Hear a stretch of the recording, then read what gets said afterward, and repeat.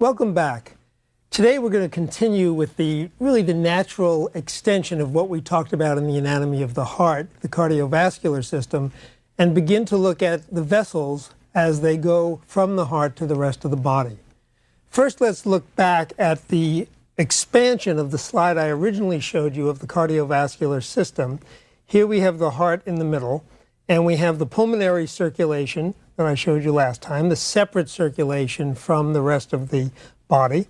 And then we have the systemic circulation going out the aorta, some of it going up to the head and the brain. A full 20% of it goes out to the head and the brain.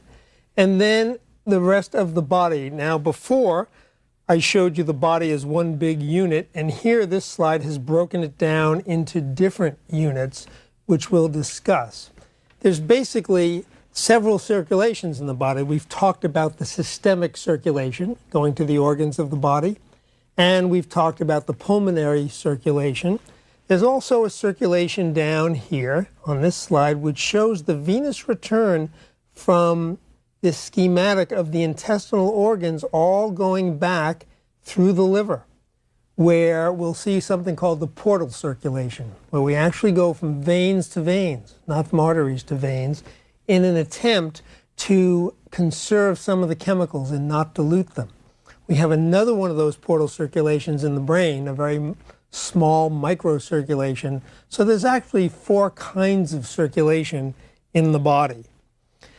And again, by way of review, remember that the arteries are moving away from the heart, and the biggest bulk of those is taking oxygenated blood, carrying it to the body, and to be exchanged with the cells and returning deoxygenated blood.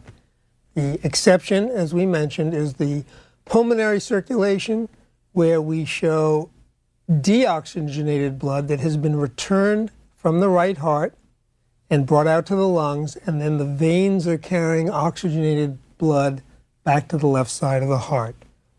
Again, remember, in all our conversations, we're talking about the right and the left heart, not the right and the left parts of the body. Always the circulations of that part of the heart. So when we get out and talk about just the circulation itself, we're going to be talking about 2 vast networks, the systemic, the pulmonary circulation. And what happens in these systems, these are closed loop systems that connect with each other. The heart is the pump at the center, and the arteries at first can be looked at just as conduits. They carry the blood away, and no exchange goes on in those arteries. And then what happens is each of them divides and branches, and we have really what's essentially different streets. We then move to look at the streets themselves. And if you look at the next slide, here's a nice overview, somewhat schematic, but still anatomically correct. We look at the arterial side of this circulation. What we see is the aorta leaves the heart and makes a big looping turn down toward the body. This is called the aortic arch. And it was thought that the aorta actually held the heart up like a shower head. It actually doesn't. The heart has its own integrity held in the pericardium. And it begins to immediately give off branches, as you can see here.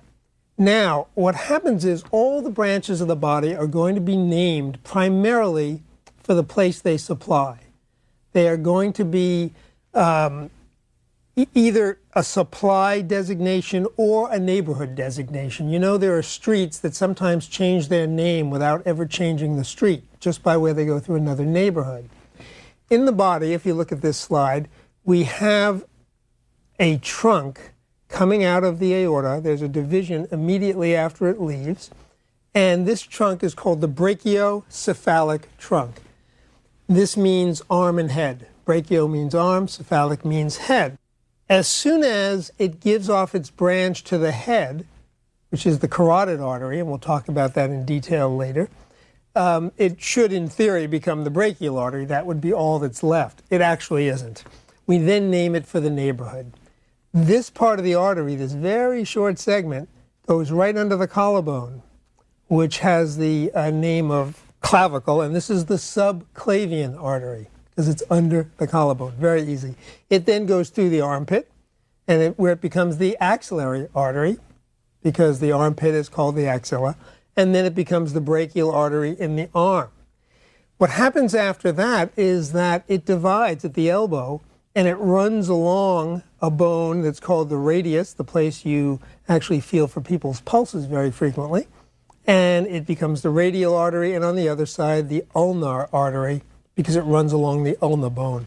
So generally, we're going to talk about the supply to the organ. So we have a gastric artery feeding the stomach, or we're going to talk about the neighborhood. The aorta then travels down through the body. It does very little in the chest. It actually only gives a few branches to the ribs and to the spine. And then when it pierces into the abdomen, it has lots of branches, which we'll talk about in later lectures. I don't want to overwhelm you now with just lots and lots of names, which will have no meaning. We'll talk about the branches as we get to each organ system. And then this very big artery, which, by the way, is about 3/4 of an inch in diameter internally, that's the size of a hot dog, then divides into two branches and feeds both sides of the pelvis and the legs. What happens in this arterial system is that as it goes on and on, the vessels decrease in size, and it's more than just an anatomic decrease in size. It also is a functional change in size, because we go from what we call large arteries to medium arteries to small arteries, and then down to something called arterioles, and the function changes at the level of the arteriole. The arterioles are the smallest artery you can see with the naked eye. After that, we get into the capillaries, the arterial capillaries. Capillary means hair-like, and these are finer than human hair. You can hold a human hair up to the light and see it. You cannot hold a capillary up to the light. It is microscopic. It measures in the neighborhood of about 8 to 9 microns in diameter, and will just pass one red blood cell as it goes along. The other side of that is the venous capillary, and that is a functional designation. There, as we'll see, is no real anatomic change as we go from the arterial side to the venous side, but now the red cells have lost their oxygen and they're on their way back, and so that defines the venous side of this system. Let me show you the venous side as it is compared to the one we've just seen. This is the same picture, and by and large, in most of the body, the names are going to be the same, so that the brachial vein, which is running back toward the heart, is going to be running right alongside and named the same as the brachial artery.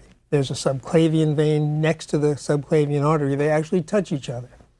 Some of them are a little different. We have a very big vein in the neck called the jugular vein, and we have a vein coming up from the legs called the vena cava. That's the equivalent of the aorta going back through the heart.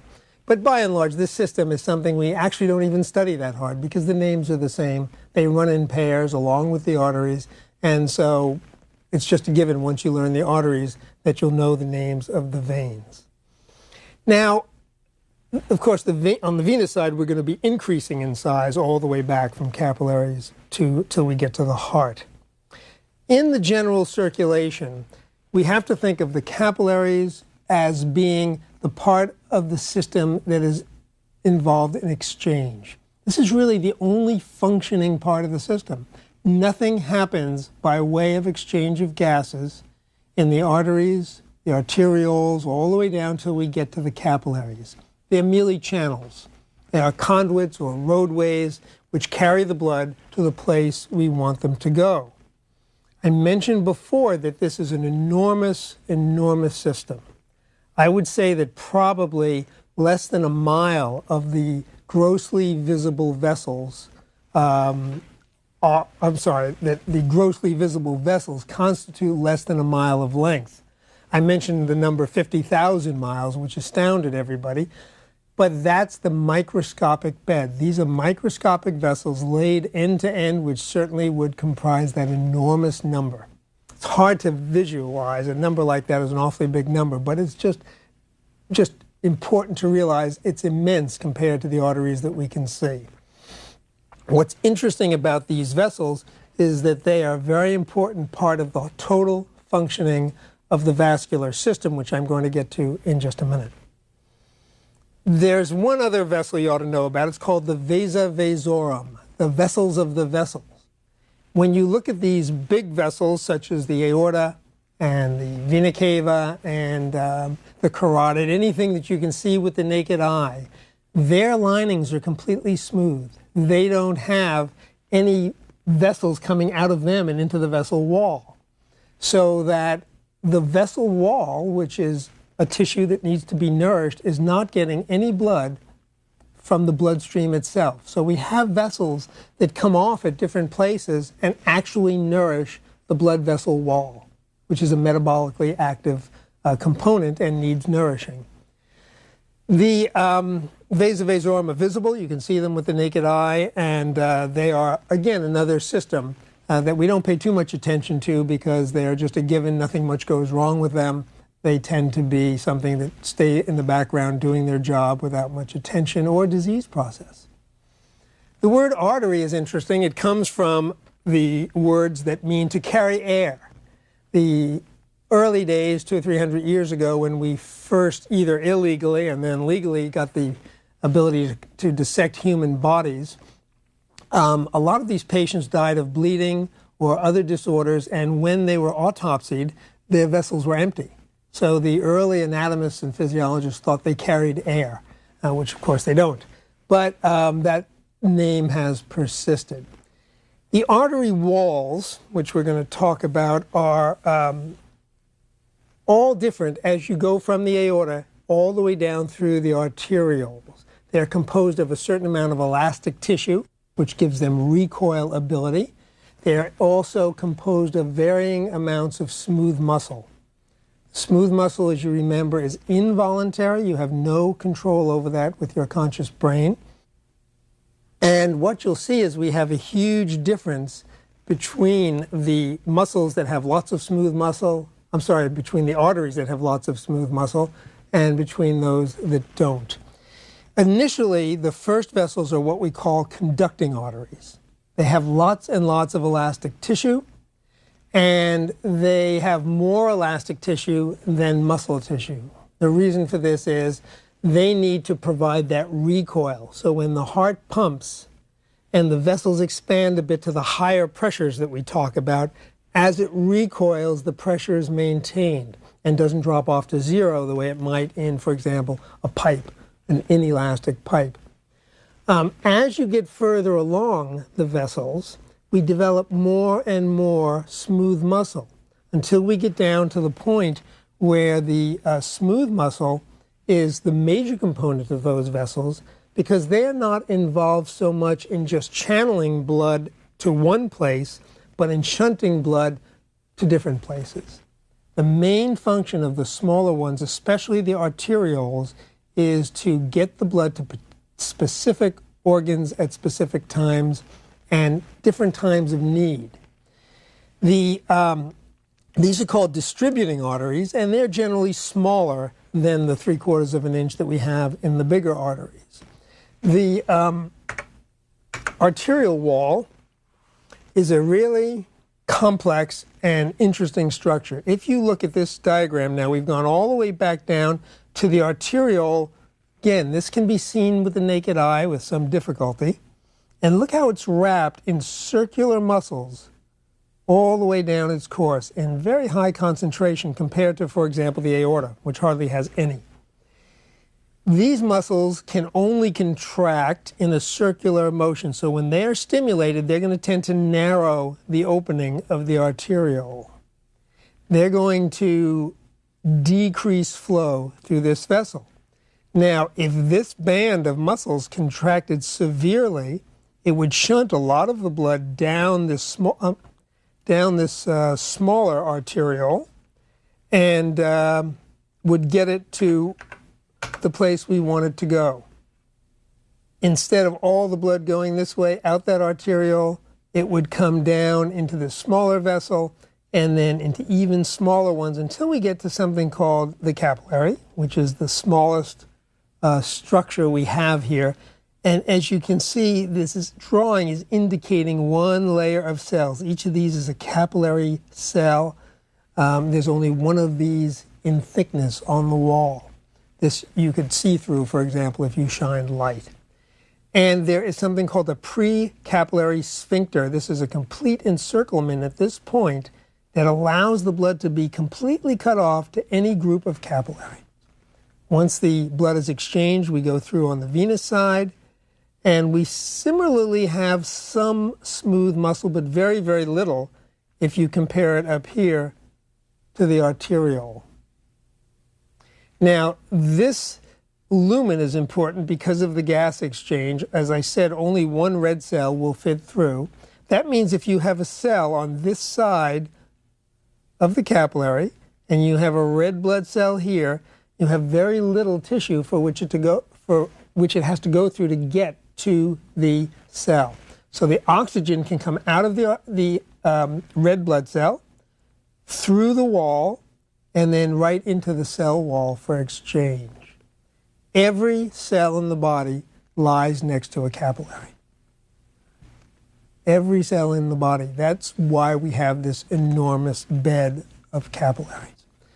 I might mention here that there are several different levels of what we call vascularity. Organs that have a great deal of blood supply versus organs that have very little blood supply. For example, the brain has an enormous blood supply. It gets its nutrients, its oxygen, and it also doesn't have any way to store oxygen. It's very, very metabolically active.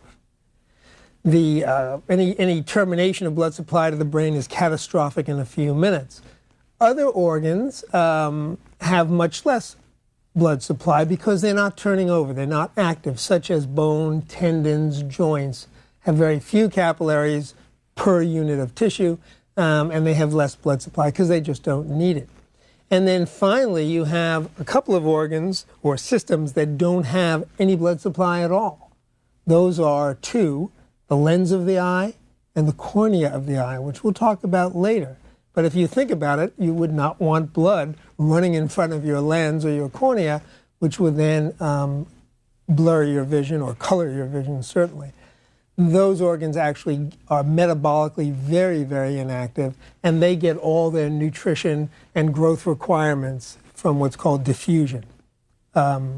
Oxygen can come out of the air and nearby tissues and supply them quite well. There's another term I want to talk to you about, and that's called an anastomosis. The plural is anastomoses. You're going to hear this one a lot. Anastomosis refers to the joining of vessels of similar size, supplying the same anatomic area.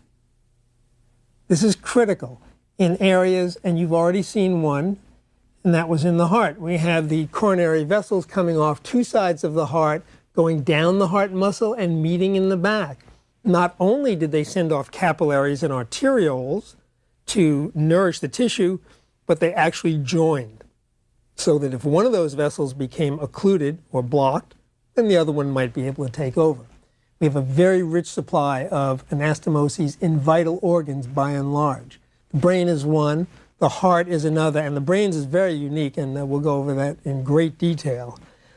If you look at the kidney, which we will do later, for example, there's only one vessel to the kidney. This is called an end vessel.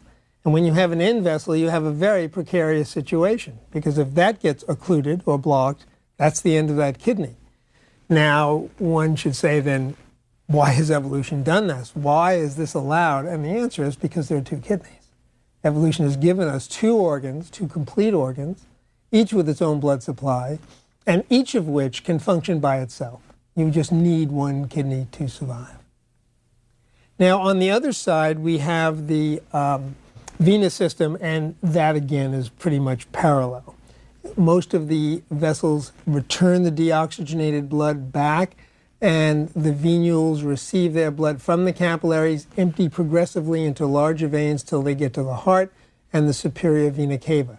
They are thinner walled, they have less elastic tissue, And this has a clinical ramification in that when you get bleeding, people think of arterial bleeding as being really, really serious. Well, the arteries have these muscles. They can actually clamp down and help stop bleeding, which we'll go into in detail in physiology. But the veins don't.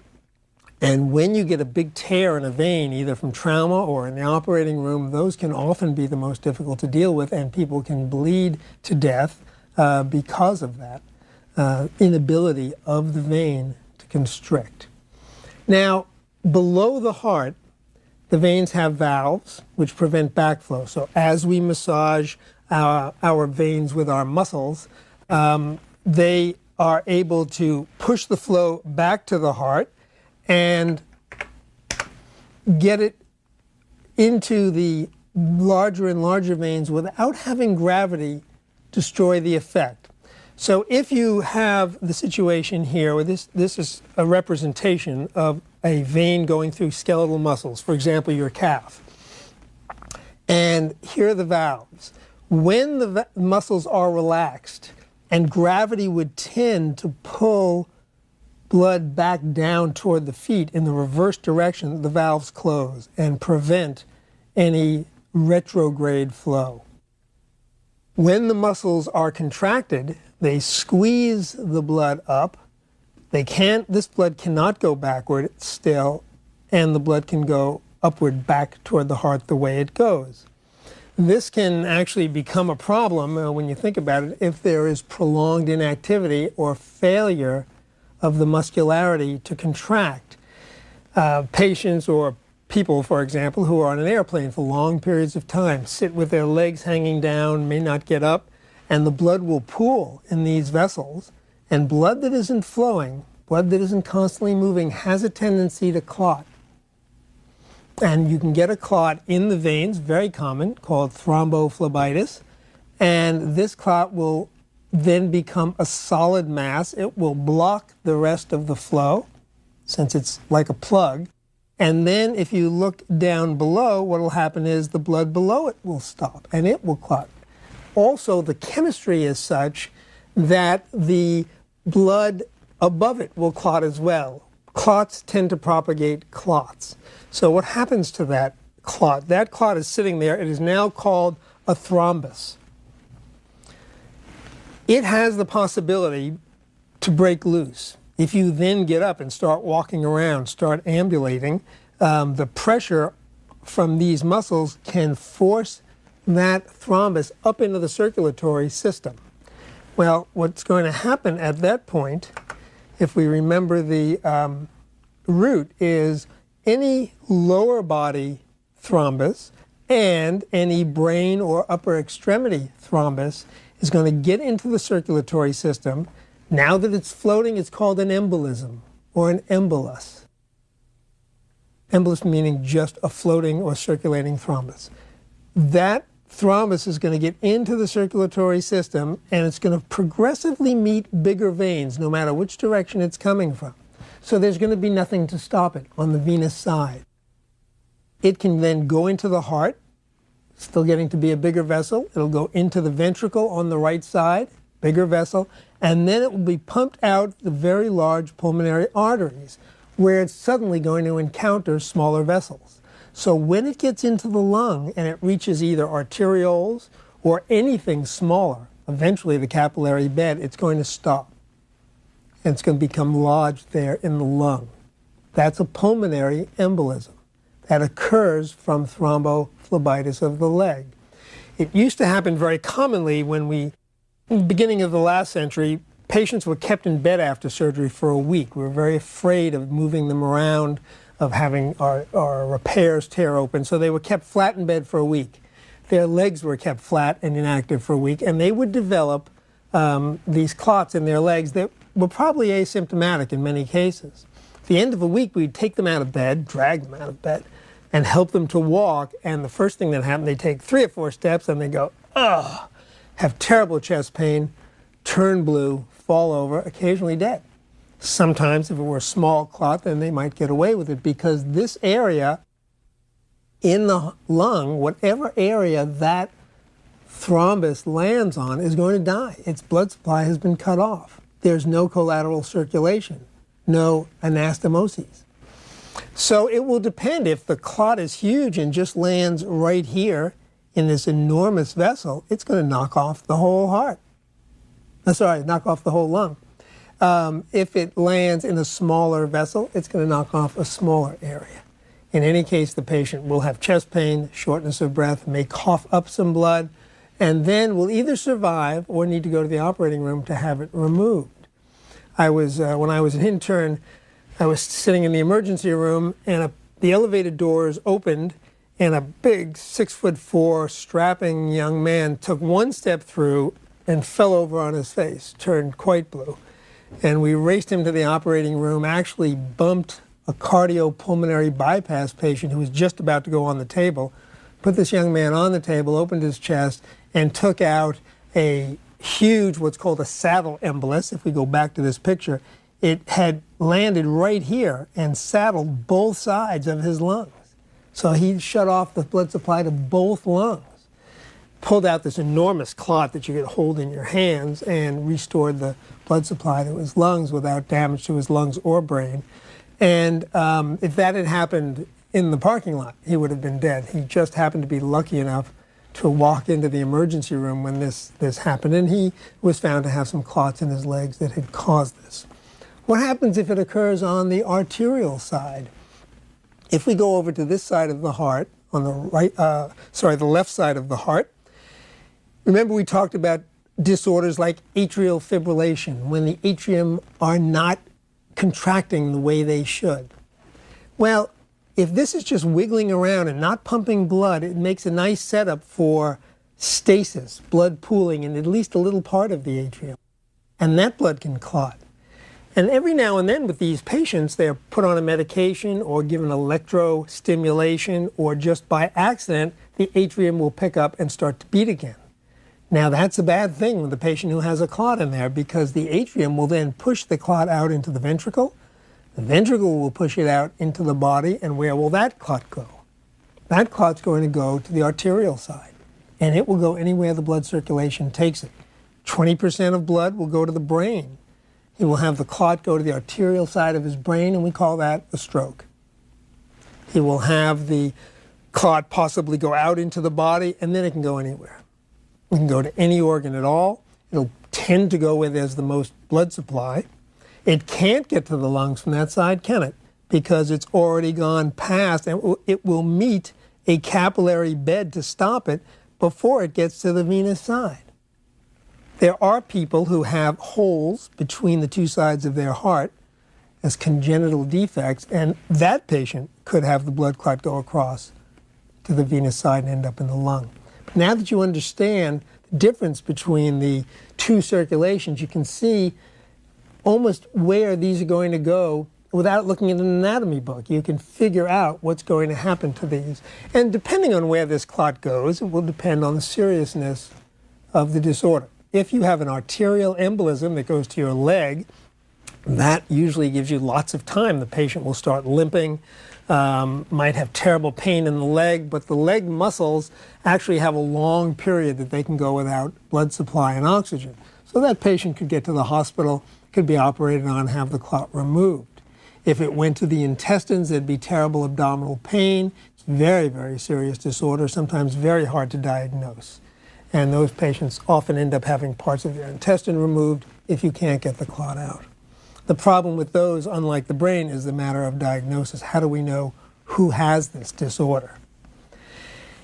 The circulation, once we get to the capillary bed now, becomes very physiologic, more than anatomic. I've told you about the exchange of gases, and we've talked about shunting.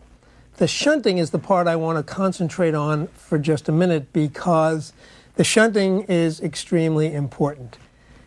We have a capillary bed, this 50-some-odd thousand miles of capillaries, which is much larger than the total tank that the body holds. If we think of the whole pool of blood in a vessel, the capillary bed is much, much bigger than our body has blood.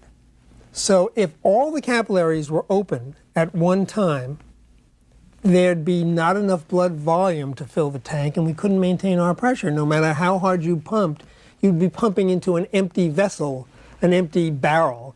And until you could pump it and fill the barrel, you couldn't create any pressure. There's no pressure on the surface of water in a partially filled steel cylinder until you get that cylinder full and then pump some more. So this is purposeful design. Again, evolution has found that it could use the capillary systems to get blood to certain areas of the body where it was needed. Now, this presents a bear trap for us who treat patients. For example, if you take a very elderly patient who has decreased blood volume, that patient's either dehydrated or has bled, maybe an intestinal ulcer, stomach duodenal ulcer, where we don't know how much they're bleeding. They've come in with blood in the stool, maybe a black tarry stool, or some other loss. We don't know the volume. We're going to get a very quick appraisal of that volume by the patient's pulse and blood pressure. An elderly patient, as you remember, doesn't have the ability to raise the heart rate as much as a young, healthy person.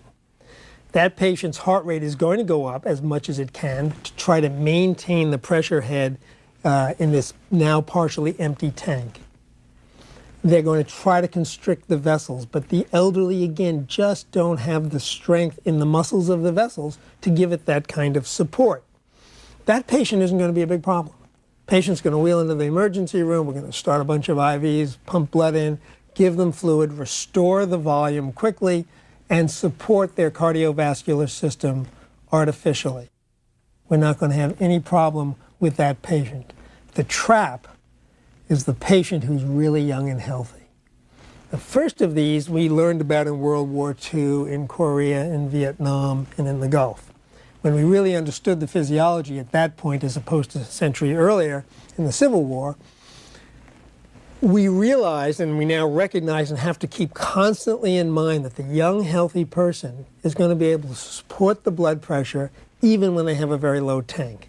So we empty this capillary bed of blood out onto the battlefield, and the medics bring the patient back to the aid station, and we know he's bleeding. And we look at the patient, they look fine. Blood pressure is 120 over 80, which is normal.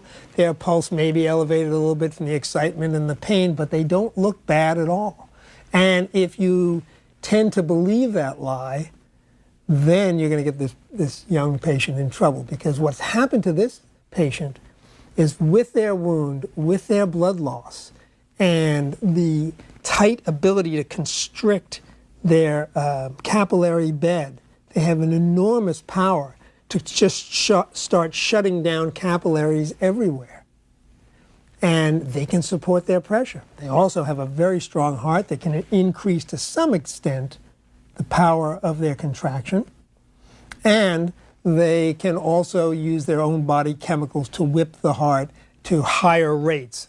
A young man could get up to 200 beats per minute, whereas the elderly might maybe make 140 if they were lucky. So that young man is going to sit there in bed, talking to you and looking fine, and 1 minute later will be dead of a cardiac arrest. Because when he finally gets to that tiny, tiny place where he tips over the edge and the body can't support it, the last capillary beds are emptied, and he can no longer constrict, then the bottom falls out. Now what happens is this patient has a cardiac arrest. Think about our picture again. Where's all the blood? The whole capillary bed opened up, and all the blood is pooled down in here. What's returning to the heart? Almost nothing. We start pumping on that patient's chest. We're pumping on, it may as well be air. It's not going to be air because there's no hole in the system, hopefully, but it's going to be empty. It's a maxim among trauma surgeons and the people who take care of these patients, is that if a patient arrests because of what we call hypovolemia, or low volume, you're not going to get them back. And that's why the first thing that happens when they come into the emergency room is there are people there sticking IVs in every vein they can get them into, so that immediately we're reestablishing volume ahead of the game until we can determine what's wrong with the patient. We need these lines to get them in. And also remember, when your pressure collapses, the venous side collapses, and you may not be able to find veins easily to get IV lines into. So this is a big bear trap, and these patients don't do very well at all. There's another situation which is more physiologic, less traumatic, and that happens in surgery. And unfortunately, we've all seen it happen. A patient will come in with some hidden source of bleeding or a very visible source of bleeding. And that can be either bleeding whole blood out of vessel from trauma. It could also be loss of fluids, as in something like cholera, where there's massive diarrhea, the whole fluid volume is lost. What happens to that patient? They'll come in and have a very contracted blood volume. Again, the young, healthy male. And the blood may be hidden or not hidden at all, but the people who attend the patient want to stop the bleeding. Now, if it's dehydration, it's not an issue because we'll just put in an IV, pump up the patient full of liquids, fluids, and not be thinking about surgery. But we surgeons want to go to the operating room and fix what's wrong, and we like to do it quickly, and we have to be very careful. We have to watch our own enthusiasm for getting patients fixed. If you take that same GI now, he's come back from the battlefield or from a car accident in civilian life, he's bled and his blood pressure keeps dropping, and you see that you're not getting ahead. You think there's bleeding you would like to stop, and you think, well, if I can only stop that bleeding, we'd be fine. You race the patient to the operating room, and anesthesia puts him to sleep. The patient's had a nice blood pressure, pulse, you're doing well, and as soon as he goes to sleep, his blood pressure drops out the bottom, and he dies on the table.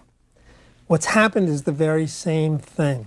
His vessels have been tightly constricted to stop flow to the capillary beds so that this patient can maintain the pressure. When you put the patient to sleep, you do what the body did in the shock in the old patient. You immediately relax all his muscles, including his smooth muscles. So not only does his body relax in terms of skeletal muscles, but the smooth muscles relax. You've actually blocked them with a chemical that makes all the capillaries open up. And now all the blood pools in that body again, and he drops his pressure. He has a cardiac arrest, and he's hypovolemic again, low volume. And that patient's going to die on the table. So what we have to do, and it certainly is part of the checklist, is we always try to restore the volume before we do anything to these patients. And we're particularly careful, not as much in the elderly, because they tell us what's going on, but in the very young and healthy who are sitting there really as a trap, which can be a very lethal trap. Now, the other thing to remember is that this is a very fine physiology, well-regulated. Flow goes to the places where it's needed, and the body, in normal circumstances, does a very good job.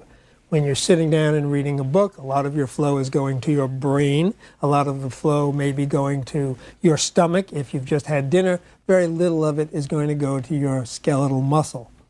When you're out running a marathon, it'd be nice not to have food in your stomach and require blood to go there, because you need all the blood shunted away from your stomach into the muscles that are being used to pump and to run and to swing your arms. However, there are some times when this just doesn't happen. And one of those examples is with the brain. We have a little problem with the brain. The brain will require the body to give it blood no matter what.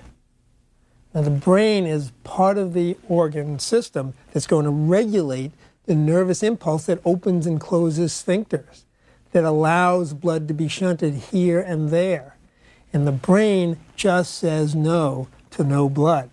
And that can happen at the expense of other organs. It will shut down virtually every organ except the heart to get blood. If this is at the expense of your kidneys, so be it. The brain takes over first. Now, it can't shut down the heart because the coronary vessels are the first vessels that come off the aorta. So the heart will feed itself, as we said, but the brain will shut down everywhere else if there is a problem. The other area where this is a problem can be in patients who have abnormal shunting from one side to the other. Usually there's a very even distribution of blood flow in the arterial side and on the venous side. There's actually about 60% of the blood on the venous side, which is moving very slowly, and then the arterial side catching up with it, and it stays very well balanced. There are some things called arteriovenous fistulas. And in an arteriovenous fistula, you have a large vessel opening up from one side to the other and skipping sides. Let's go back to this drawing. If you can imagine that this vessel that was coming here into this organ didn't go through its capillaries, but jumped across and went into the venous side. An arteriovenous fistula then bypasses the capillary bed. Now, this is a very high pressure system. So the blood is not going to have the opportunity to be forced through the capillaries, and it's going to be stolen from the capillary bed. What happens to these patients is you have a very fast circulation through the system, skipping the capillary beds. It's a steal from one side to the other. And those patients have to have a higher output, cardiac output, to also feed the capillary beds. The patient is going to need to have more circulation than it was meant to have. Patients with arteriovenous fistulas can go into heart failure, especially if they're elderly. If it's chronic and they're elderly and it's high flow, those patients can go into failure because their heart is just being asked to do more than it can do at any one time. We create fistulas sometimes intentionally, and I'll talk about that more when we get into the kidneys and other organs. I haven't talked to you yet about what's called portal circulation. All the models that I've shown you so far have had the blood flowing from the arterial side into an arterial capillary bed, and then going across the arterial capillary bed onto the venous side. Here, for example, we're looking at it in the lower extremities and the legs. There is a different system called the portal circulation. And this is where one venous system at the capillary level, not at the fistula level, joins with another venous system rather than arterial to venous capillaries. The major one of these is through the liver. If you look at this slide, blood coming from a very specific set of organs. These are all the digestive organs, and it starts really, although not shown here, at the esophagus, which is your first digestive system organ, we'll talk about later, and then the stomach. And this schematic is showing us the celiac trunk. And this is showing it all these vessels coming back through another funny system. Here's the vena cava on this side. This is the big one. But we have a different system that is entirely related to one kind of function, and that is digestion. If we look at this slide, and this is a drawing, but it's very, very detailed and accurate. Most of the blood comes back from the body and goes through this big vein, which is shown cut off. It doesn't show the whole vein. This is the vena cava. The inferior vena cava goes through the liver without giving branches to it. It doesn't have much circulation with the liver.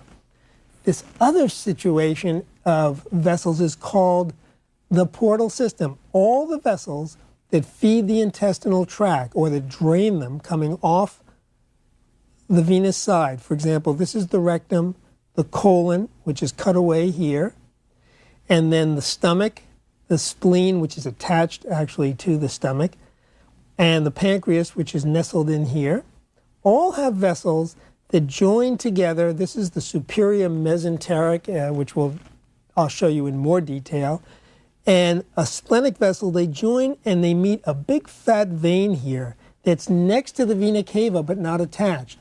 It's called the portal vein. It goes into the liver, and then what it does, those capillaries divide. This vein doesn't get bigger and bigger the way veins did up until that point.